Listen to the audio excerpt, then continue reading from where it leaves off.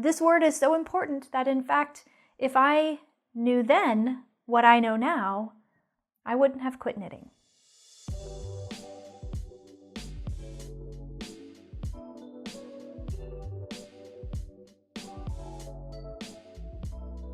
Well, hey there, and welcome to episode 5 of B.Hooked TV. Thank you so much for joining me today. You are in the right place if you are looking to improve your knit or your crochet skills.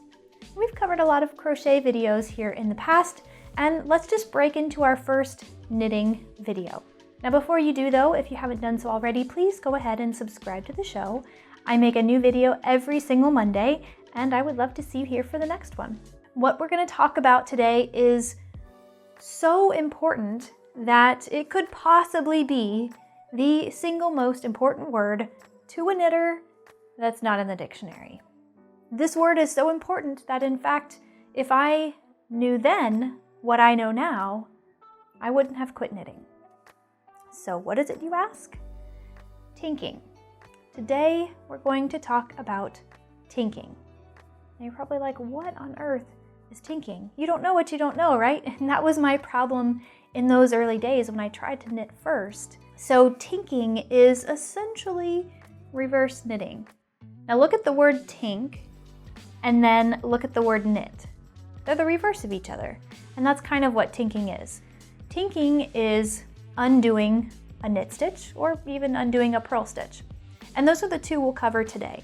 I want to teach you how to tink or undo a knit stitch, how to tink or undo a purl stitch. So before we get into what tinking is and how to do it, let me share a little story with you first. Now, if you're a listener of the podcast, you've probably heard this story before, so you can fast forward a little bit if you want. But it is so important in how I evolved as a knitter and why this technique is so important to you. Several years ago, I taught myself how to knit first before crochet. So I have this baby blanket that was from when I was a baby. When I was born, my mom was given a handmade knit blanket in garter stitch. When my sister was pregnant with my first nephew, that to me was the ultimate gift that I could give her. So I wanted to knit a baby blanket for my unborn nephew, and I found myself wandering that yarn aisle, and I knew nothing. I had no clue what I was looking for, what I was doing, what I even needed, but I found a skein of yarn that I just loved the color of. And yes, it was one skein of yarn only. I had no idea that you couldn't knit an entire baby blanket with one skein of yarn. And I found a pair of knitting needles. They were straight knitting needles and they were like 12 inches or so. I had no idea that you're sort of restricted in your project size based on the size of your needle. Those are all things I had to learn the hard way. So I got my one skein of yarn, I got my knitting needles, and I head home to look at some YouTube videos. Back then, there weren't nearly the amount of resources on YouTube as there are today. So I was sort of limited in what was available, but I found a couple of videos that taught me how to cast on and taught me how to do the garter stitch. So I cast on, started working the garter stitch, and then eventually I made a mistake.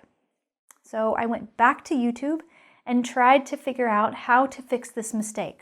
Well, the first problem is I didn't know what the mistake was, so I didn't know what to search for. And there really wasn't a whole lot of videos out there that said, hey, this is how you fix your mistakes. So I did the only thing I knew how to do, and that was rip it out and start over.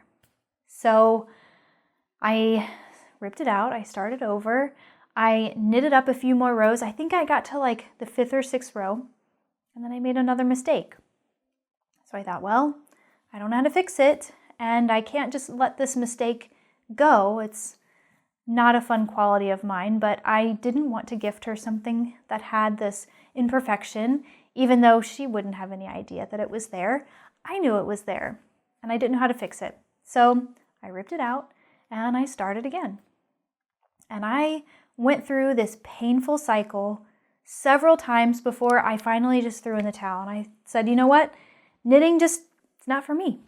Unless I have somebody right here who can walk me through how to fix these mistakes, I just don't get it. I can't be perfect. And since I can't fix those mistakes, it's just not for me. And that's a shame. My first experience with it was so bad that it kept me from it for years. And that's what I hope to prevent for you today. I want you to try knitting and embrace your mistakes because you know how to fix them. So now in the demonstration, I want to show you how to undo or tink a knit stitch and how to undo or tink a purl stitch.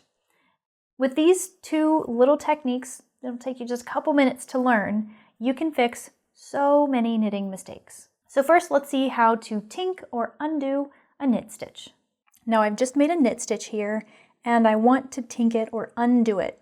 So flip your work so you can just see the back. You see that loop that kind of goes around the working yarn? You want to place your needle under the side of that loop and just hold on to it with your finger as you slide that through. That's it. You've undone that knit stitch. So let's see it again. Let me knit up a couple more stitches. And let's say I want to undo this one. See that loop? I'm going to grab it, hold on to it, and drop it. Now when you think about knits and purls, I want you to think of them as opposites of one another. Because if you're looking at your work from one side and say you identify a knit stitch, and you flip that work over and you look at that same stitch, it'll look like a purl. So knits and purls are essentially opposites of one another. So as we go into the demonstration for tinking a purl, keep in mind that we're really doing basically the same thing, but we're coming at it from a different direction, and that's because the purl is basically the opposite of the knit stitch. So let's see how to tink a purl. So here's the purl I want to tink, and remember before we looked at the loop that was around the working yarn. Well, the working yarn is right here, and the loop that goes around it is right there. So take your knitting needle, catch that loop, so just place it on the needle, hold on to it, and then slide that loop off of this needle. Then pull your working yarn, and you've just tinked your purl. So let's see that again. This is the purl I want to tink, and this is the loop that's around my working yarn. You'll stick your needle into that loop, just like that. Then you can safely slide this one off, pull on your working yarn. There you have it. Now keep in mind that tinking is the fix when you have made the incorrect stitch. So let's say you were supposed to make a knit and you made a purl, or vice versa. When you notice that you've made that mistake right off the bat, that's when you tink.